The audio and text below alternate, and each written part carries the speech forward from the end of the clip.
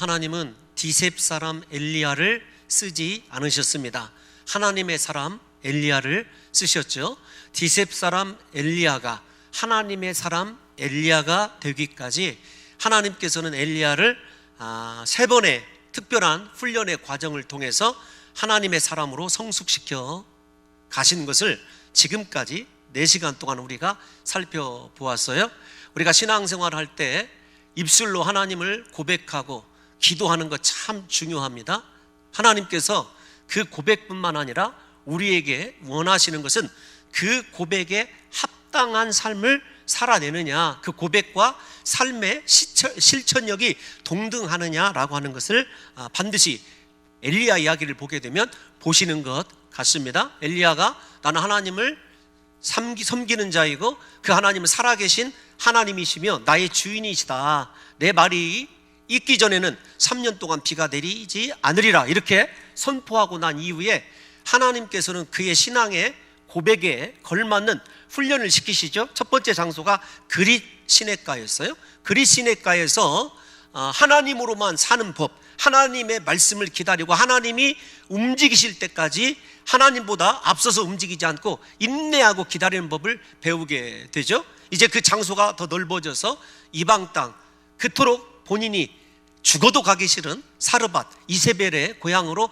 인도함 받아서 이제 그곳에서 한 과부의 집에 들어가게 되고 하나님의 말씀대로 그곳에서 이스라엘 백성들을 광야에서 먹이신 하나님의 능력을 엘리야가 체험하게 됩니다.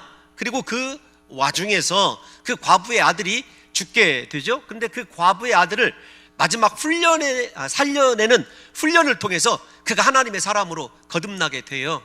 이야기를 조금 정리하는 이유가 있습니다. 까마귀 레위기에 보게 되면 부정한 짐승이에요. 선지자가 이방 땅, 이방 여인의 집에 들어간다? 그거보다 훨씬 더 부정한 일이죠. 선지자가 죽은 시체 위에 시체를 만진다, 엎드린다, 그것 또한 더 훨씬 어려워지는 거예요. 이 과정을 통해서 하나님께서는 엘리야의 인간적인 고정관념을 깨트립니다.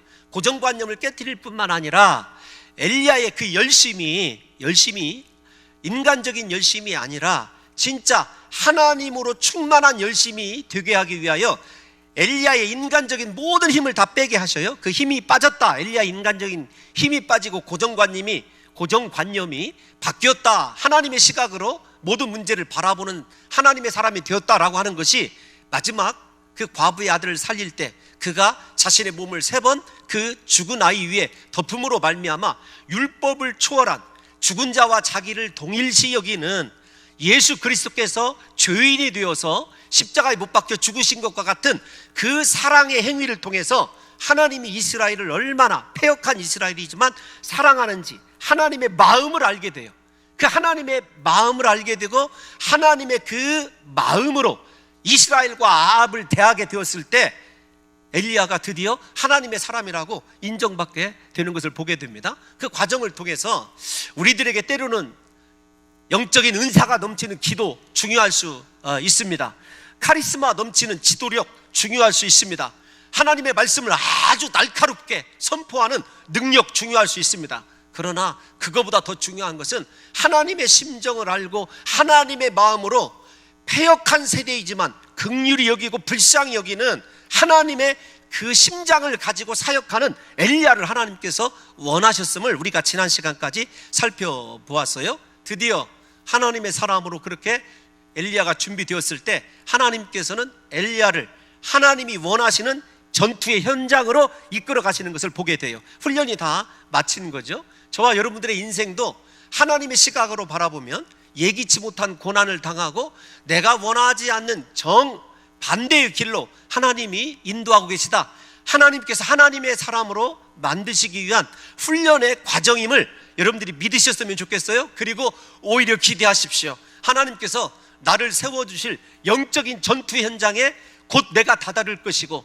그곳에서 내가 만군의 여호와의 이름으로 승리하리라고 하는 확신을 가지시고 오늘 본문을 저와 여러분들이 살펴볼 때 저와 여러분의 인생 가운데에서도 하나님께서 불로써 응답하시는 놀라운 역사가 있게 될 줄로 믿습니다.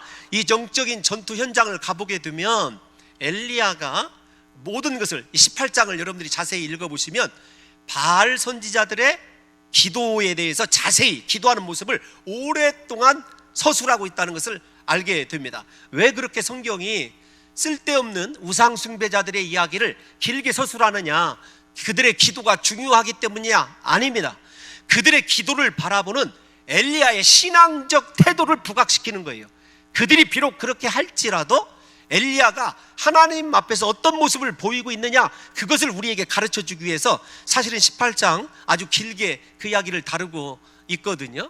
오늘 엘리야가 어떤 태도를 보이냐라고 한다면, 먼저 엘리야는 믿음의 태도를 보여요. 하나님에 대한 확신이 있기 때문에 엘리야가 바알 선지자들에게 850대 1 싸움 아닙니까? 일단 기도하는 것은 바알 선지자 450만 나오기 때문에 여러분들이 450명이 되었던 850명이 되었던 일단 엘리야는 혼자예요. 그들 선지자들에게 모든 것을 양보합니다.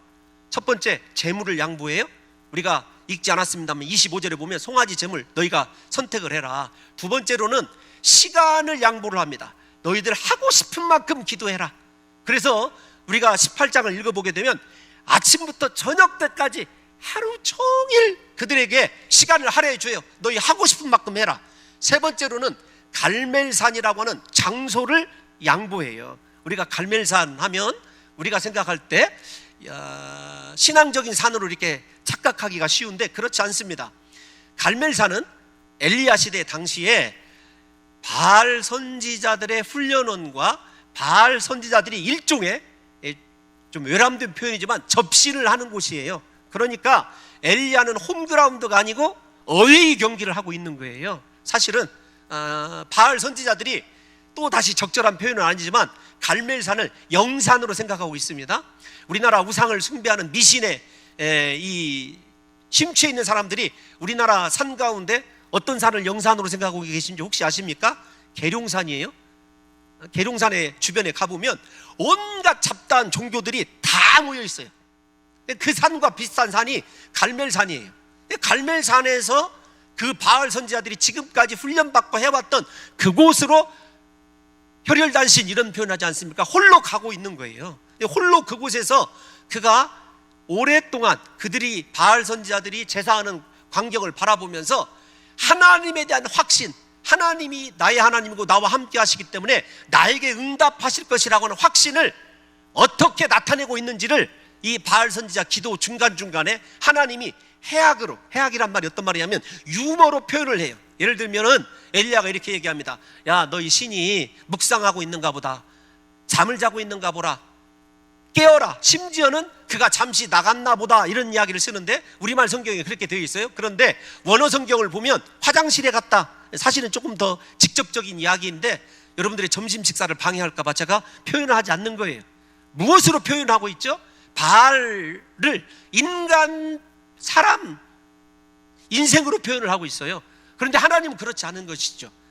그의 이 유머 속에는 하나님만이 진정한 하나님이시고 살아계신 하나님이고 그 하나님이 나와 동행하고 있고 바알은 사람이 만든 우상이기 때문에 절대 어떤 일도 일어날 수 없다라고 하는 믿음의 확고함을 가지고 엘리야가 그들을 일종의 조롱 섞인 유머로 그들의 모든 것들을 판단하는 것을 보여줌으로 말미암아 이스라엘 백성들에게 그 바알 선지자 기도를 통해서 보여주고자 하는 것은 무엇이냐면 바알은 죽었다, 사람이 만든 것이다, 인생이나 혹시 살아있다 할지라도 인생이나 비슷하다라고 하는 개념으로 하나님을 그 바알 신과 차별화시키면서 그가 하나님 앞에서 절대로 요동하지 않는 믿음의 사람이라고 하는 것을 나타내고 있습니다.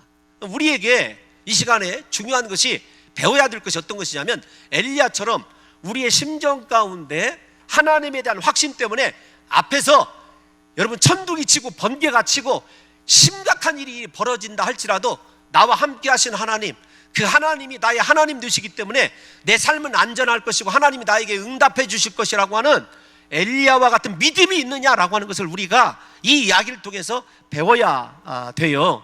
우리가 잘 한번 생각해 보십시오.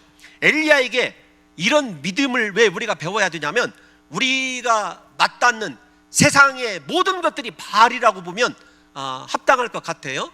우리가 굳이 형상은 아니지만 우리를 유혹하고 하나님보다 더 사랑하게 하고 더 의지하게 하는 것들이 다 바알 아닙니까? 우리가 그 바알들 앞에서 세상 때문에 두려워하고 조급해하고 주눅들어서 살아갈 것이 아니라 살아계신 하나님, 나의 모든 것을 주장하시는 그 하나님이 나와 함께 하심을 믿음으로 말미암아 신앙의 넉넉함과 이미 나는 예수님과 함께 하나님과 함께 동행함으로 승리하는 승리자라고 하는 하나님 앞에 경배를 드리는 신앙의 여유와 넉넉함이 있어야 된다는 거예요. 무엇 때문에? 믿음 때문에. 다시 정리를 해드리면 그런 거예요. 우리가 정말로 살아계신 하나님을 믿고 그 하나님이 나와 함께함을 믿는다고 한다면 내 앞에서 별의별 일이 벌어져도요 요동하지 않아요. 오히려 하나님을 찬양하고 경배하고 이 일을 통하여 하나님께서 영광 받으실 일이 무엇인가를 고민하면서 하나님을 기대하게 돼요. 이것이 믿음의 사람입니다. 그렇지 않은 믿음이 연약한 사람은요 금방 그 문제에 함몰되어서 하나님은 원망하기, 그리고 또 우리의 믿음 자체는 오간데 없어지고 그것에 휩쓸려 떠내려가는 아주 비참한 삶을 살게 되는 것 아닙니까? 예수님께서 십자가를 지시기 전에 제자들에게 이렇게 말씀을 부탁하셨어요. 세상에서 너희가 환난을 당하나 담대하라, 내가 세상을 이겼노라. 요한복음 16장 33절이거든요 여러분, 우리에게 세상에서 우리가 당하는 것 영접이 아닙니다. 세상은 우리를 향해서 친화적이질 못해요. 환난 당하게 되어 있고 고난 당하게 되어 있어요. 그런데 그 고난과 역경 앞에서 우리에게 한 가지 확실한 게 있어야 되는 것이 무엇이냐면 그 세상을 예수님이 이겨놨다는 거예요. 나는 예수님을 믿는 사람이고 예수님과 동행하기 때문에 내 삶은 언제나 여러분 끝이 무엇이에요? 승리예요. 그 승리의 확신을 가지고 사랑하는 성도 여러분들과 제가 환난이 닥쳐오고 고난이 닥쳐왔을 때 엘리야처럼 오히려 그 고난에 대하여 여유로움과 해학적인 신앙의 넉넉함을 표현할 수 있다고 한다면 우리의 삶이 곧 불로서 응답하시는 하나님을 우리 삶 속에 날마다 모시고 살아갈 수 있는 은혜로운 삶이라는 사실을 믿으시고 저와 여러분들이 문제를 바라보시고 낙심하지 마시고 오늘 내 믿음이 정말로 그렇게 넉넉한 어떤 시험과 역경 가운데서도 흔들리지 아니하고 오히려 하나님을 나타내는 진정한 살아있는 하나님을 믿는 믿음인지를 점검해 보시기를 예수님의 이름으로 축원합니다. 우리가 이제 다음 주부터 다시 로마서로 돌아가는데 로마서 마지막 1부의 끝이 어떤 것이었어요? 우리 다 같이 8장 27절 한번 읽어볼까요? 37절이네요 시작. 그러나 이 모든 일에 우리를 사랑하시는 이로 말미암아 우리가 넉넉히 이기느니라. 기근이 되었든지 칼이 되었든지 전쟁이 되었든지 난리가 되었든지요 우리를 이길 수 있는 거 없어요. 왜냐하면 우리를 사랑하신 하나님은 전능하시고 그 하나님은 엘리야의 고백대로 살아계시고 그 살아계신 하나님이 나와 함께 하시기 때문에 우리가 그냥 이기는 정도가 아니라 넉넉히 이기게 되는 역사가 있게 될 줄로 믿습니다. 이스라엘 백성들에게 절대로 사람과 이방의 신을 두려워하지 말라는 거예요. 세상을 두려워하지 말라는 거죠. 왜냐하면 하나님이 함께 하시기 때문이라는 것입니다. 여러분, 엘리야의 믿음이 얼마나 여유롭고 승리를 확신하는지 우리가 이 본문 가운데서 보게 되면은 엘리야가 34절에서 이렇게 얘기를 해요. 34절에 다 같이 한번 읽어볼까요? 시작. 또 이르시되 다시 그리하라 하여 다시 그리하니 또 이르되 세 번째로 그리하라 하여 세 번째로 그리하니. 무슨 말인지 잘 모르시죠? 본문 읽으셨지만 어떤 거냐면 물 담는 이 물동이가 4개가 있었어요. 근데 그 4개로 3번씩이나 재물 위에 물을 부음으로 말미암아 그 도랑까지 물이 넘치게 만들었어요. 여러분, 불이 약한 게 물 아닙니까? 인간적으로 생각하면 물이 묻어 있으면 불이 내릴 수가 없죠. 제가 여러분들에게 이 바알에게 엘리야가 양보한 것 4가지, 4번째를 소개를 안 했네요. 어떤 것이냐면 왜 불로서 응답하시는 하나님을 제안을 했냐면, 불로서 응답하시는 신이 진짜 하나님이라는 것을 엘리야가 제안을 했냐면, 바알이 구름과 비의 신인데 구름과 비가 많이 내릴 때 먼저 앞서서 오는 것이 무엇이죠? 불, 번개예요. 그러니까 이 이야기를 들었던 모든 그 당시의 사람들이 옳도다 이렇게 인정을 해요. 왜냐하면 바알이 불을 내리는 신이라고 생각하고 있었기 때문에. 근데 생각해 보십시오. 어쨌든 그것도 엘리야가 양보한 건데, 여러분 한번 생각을 해보십시다. 물이 묻어있다? 그것도 완전히 젖어 있을 뿐만 아니라 넘쳐 흐를 정도이다? 인간적인 계산으로, 인간적인 상식으로 불이 붙는 것이 옳냐고요. 그런데 엘리야의 믿음은요, 하나님의 전능하심과 살아계심은 인간의 상식과 계산을, 이성을 초월한다고 하는 분명한 확신이 있었던 거예요. 우리 사랑하는 성도 여러분들과 제가 예수를 믿으면서 가장 여러분 아쉬울 때가 어느 때이냐면, 아쉽다라는 말은 우리의 믿음이 우리가 생각할 때 이건 가능하겠다 생각하는 것은요, 하나님도 하실 수 있다라고 생각을 하는 거예요. 여러분, 오래된 책이기는 하지만 마크 부케년이라고 하는 사람이 이런 책을 썼어요. Your God is too safe라는 말을 책이에요. 근데 뭐라고 번역되어 있는지는 잘 몰라요. 번역이 되어 있는지도 잘 모르지만 그 책에 보게 무슨 말이냐면 아주 간단한 영어예요. 당신의 하나님은 너무도 안전한 하나님입니다, 그 뜻이에요. 오늘날 크리스찬들이 신앙에 모험을 하지 않는다는 거예요. 왜 모험을 하지 않냐면 믿음이 작아요. 근데 믿음이 어떻게 작냐면 하나님을 판단할 때, 죄송합니다, 하나님을 판단한다고 얘기를 해서 앞에서 얘기한 것과 똑같아요. 내가 불가능하면 하나님도 불가능하다는 거예요. 그런데 오늘 엘리야가 우리에게 요구하는 것은 무엇이냐면, 우리가 믿는 하나님은 우리의 이성을 초월하고 상식을 초월한다는 거예요. 믿음을 가지고 살아가는 자들에게 하나님은 얼마든지 불가능을 가능케 하실 수 있는 살아계신 하나님이람을 보여주기 위해서 재물 위에다 물을 부은 거예요. 물론 신학자들이 이렇게 이야기를 합니다. 여기까지 좀 손을 대게 되면 길어질 것 같지만 12돌을 수축을 하죠.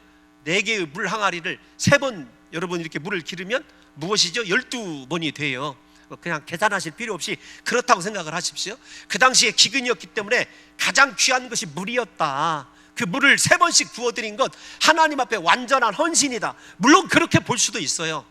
그런데 그거보다 더 중요한 건 하나님을 향한 엘리야의 믿음의 정도, 믿음의 그릇이 어떤 것인지를 보여주는 거예요. 우리가 잘 아는 대로 신약 성경에 보게 되면, 특별히 공관복음에 보게 되면 예수님께서 심지어 자기 자신을 부인할 사람이나 자기 자신에 대해서 팔 제자들에게도 책망하지 않으셔요. 언성을 높이신 적이 없어요. 그런데 약 2번에 걸쳐서 언성을 높이시고 책망하신 적이 있습니다. 무엇이냐면 제자들의 믿음이 없었을 때. 한 번은 어느 때냐면 둘 다 풍랑과 관련이 있어요. 풍랑이 있는 바다와 관련이 있습니다. 한 번은 여러분 마태복음 14장에 보게 되면은 이 베드로가 풍랑이 있는 바다 위로 걸어오시는 예수님을 바라보면서 자기도 걷게 해달라고 하고 예수님을 바라보고 물 위를 걷다가 일렁이는 큰 파도를 보고 다시 빠져들어가게 됩니다. 그럴 때 예수님께서 뭐라고 말씀하셨냐면, 믿음이 작은 자여 왜 의심하였느냐라고 책망을 하셔요. 또 한 번은요, 마태복음 8장에 보면 제자들이 큰 이 항해를 하다가 풍랑을 만나게 돼요. 큰 물결이 일어나서 제자들을 삼키려고 하니까 선생님이 우리의 죽게 된 것을 돌아보지 아니하시나이까 예수님께 화를 내요. 예수님께서 뭐라고 말씀하시냐면 이렇게 이야기하십니다. 어찌하여 무서워하느냐, 믿음이 작은 자들아, 책망하시거든요. 예수님이 제자들에게 요구하시는 건 믿음입니다. 우리 사랑하는 성도 여러분들과 제가 엘리야에게서 꼭 배워야 될 것이 어떤 것이냐면, 하나님은 내 이성을 초월한다. 내가 생각할 때 이거 되지 않는 것이지만 내가 섬기시는 하나님은 살아계시고 그 하나님이 전능하시기 때문에 반드시 내 기도에 응답하신다고 하는 믿음이 있느냐라는 것을 사랑하는 성도 여러분들과 제가 알아야 돼요. 누가복음 우리가 17절 6절을 한번 읽어볼 건데 한번 읽어볼까요? 시작. 주께서 너희에게 겨자씨 하나일 만한 믿음이 있었더라면 이 뽕나무더러 뿌리가 뽑혀 바다에 심겨라하였을 것이요 그것이 너희에게 순종하였으리라. 아멘. 여러분 정말 아멘입니까? 여러분 생각해 보세요. 바다에 땅에서 뽕나무 뿌리가 뽑히는 것까지는 이해가 가요. 그런데 그렇게 바다에 그 물이 많은 곳에 뽕나무가 심겨지는 것 여러분의 이성으로 이해가 가느냐고요. 그런데 주님이 말씀하셨어요. 겨자씨 하나일 만한 믿음만 있어도 그렇게 모든 사물들이 순종한다. 사랑하는 성도 여러분과 저에게 오늘 이 시간에 회복되어야 될 것이 바로 저 믿음입니다. 엘리야의 믿음입니다. 문제를 보고 놀라하시거나 두려워하지 마시고 나와 함께 하신 하나님, 나를 버리시지 아니하시고 끝날까지 사랑하셔서 나를 지키실 그 하나님에 대한 확신이 있으시기를 예수님의 이름으로 축원합니다. 할 수 있거든이 무슨 말이냐? 믿는 자에게는 능치 못함이 없느니라. 할렐루야. 여러분 이것이 우리에게 예수님께서 주신 믿음의 위력이에요. 믿음의 능력입니다. 그래서 저 믿음을 가지고 있는 사람은요, 오병이어를 오병이어로 보지 않아요.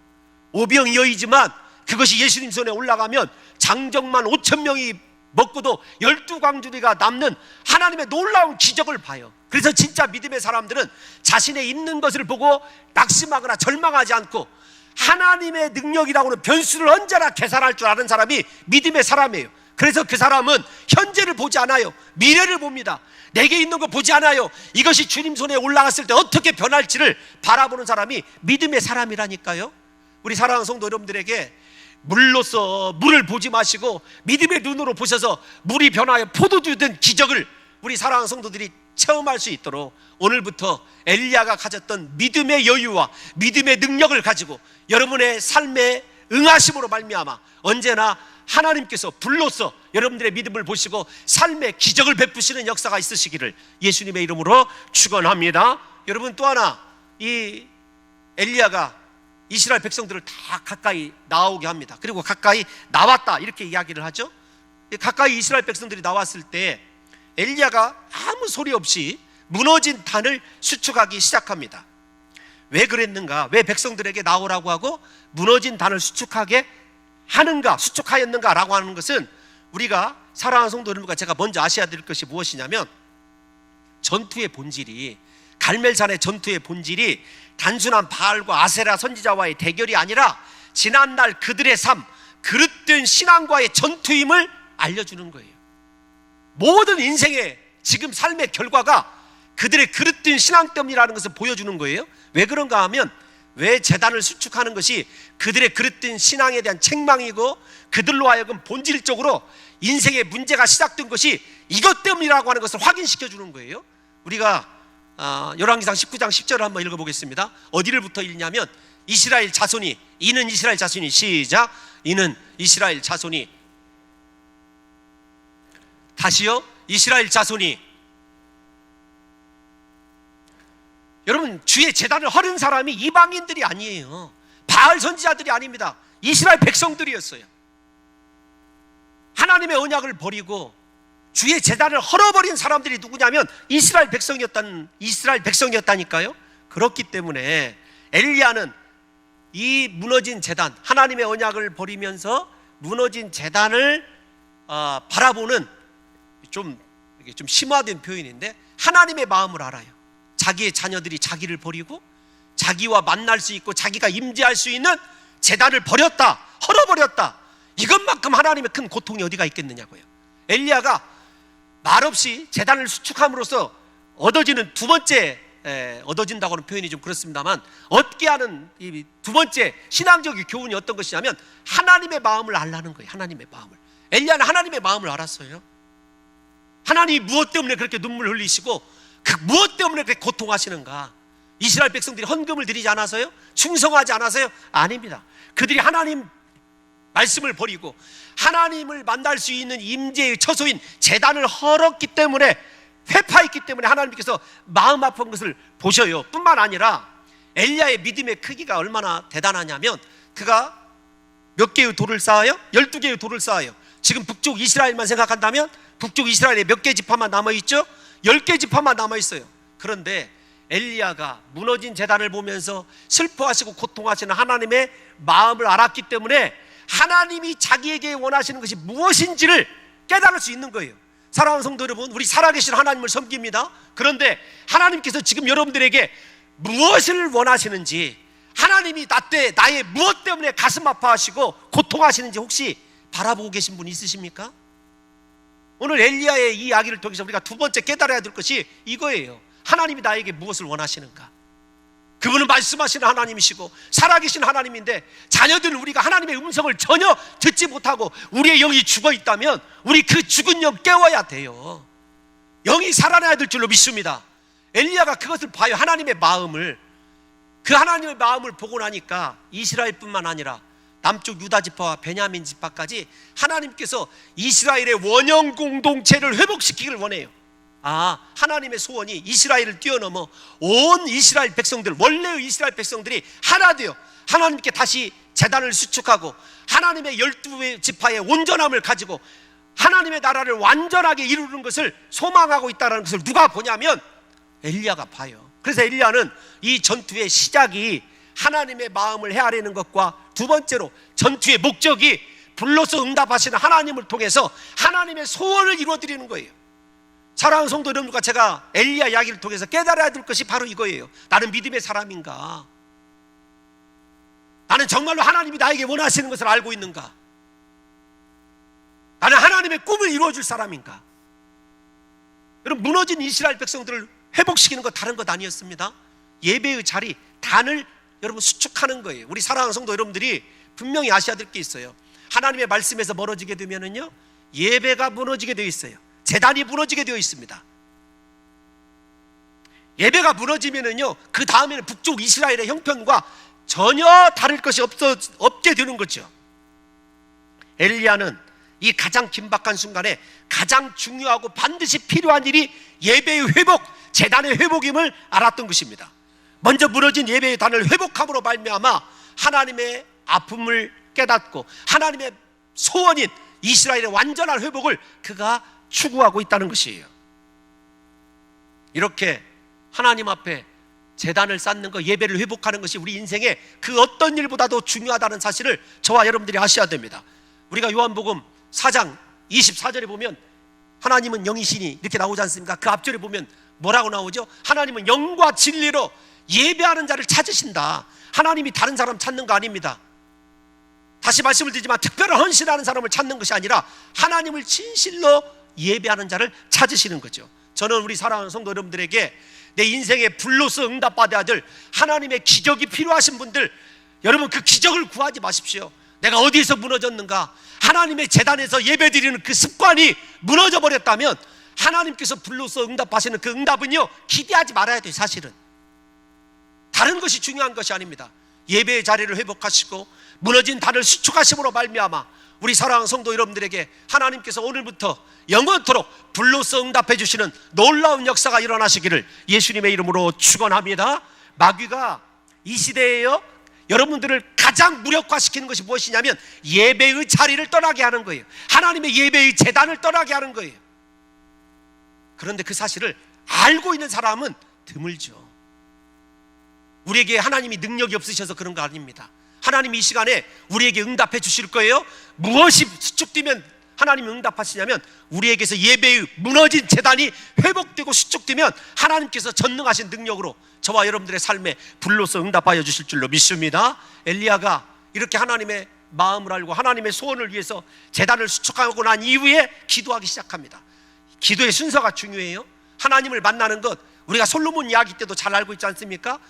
예배로 하나님을 감동시키고 난 이후에 하나님께서 솔로몬을 찾아가 주셨어요. 하나님이 감동하시는 거요, 다시 말씀드리지만 우리의 특별한 헌신도 중요합니다. 그거보다 중요한 것이 내가 진정한 예배자이냐예요. 하나님이 원하시는 제단을 쌓는 사람이냐라고 하는 것이죠.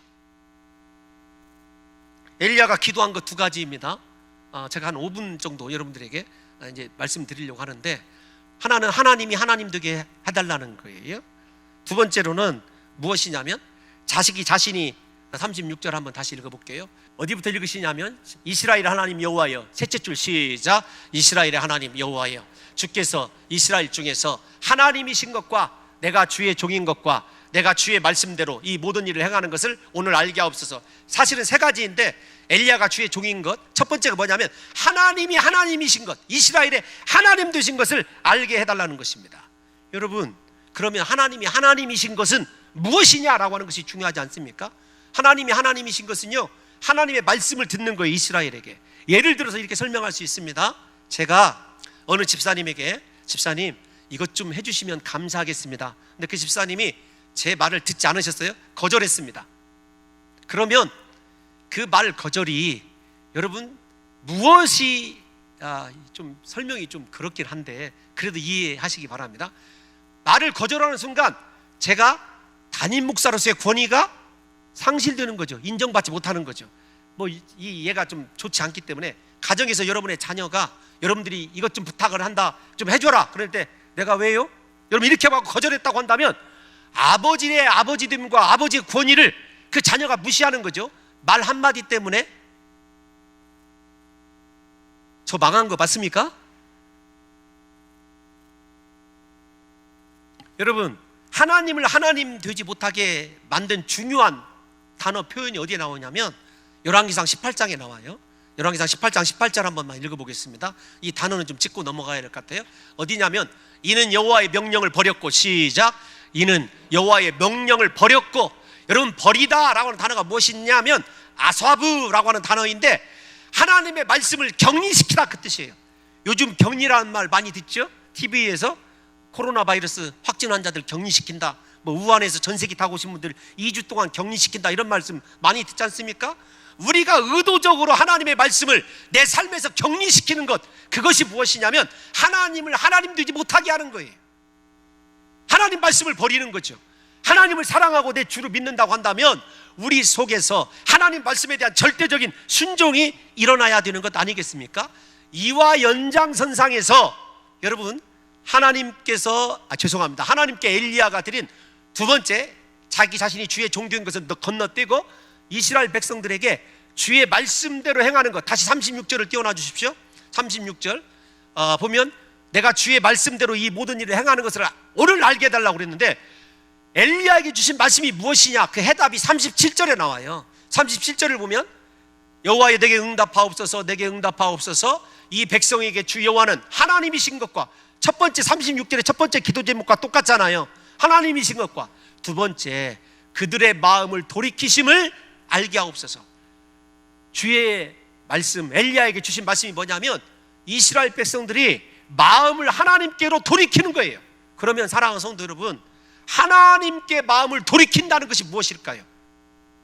우리의 마음이 하나님과 하나 되는 것을 이야기하는데 그건 다 알지 않습니까? 그런데 이거 너무 추상적이에요.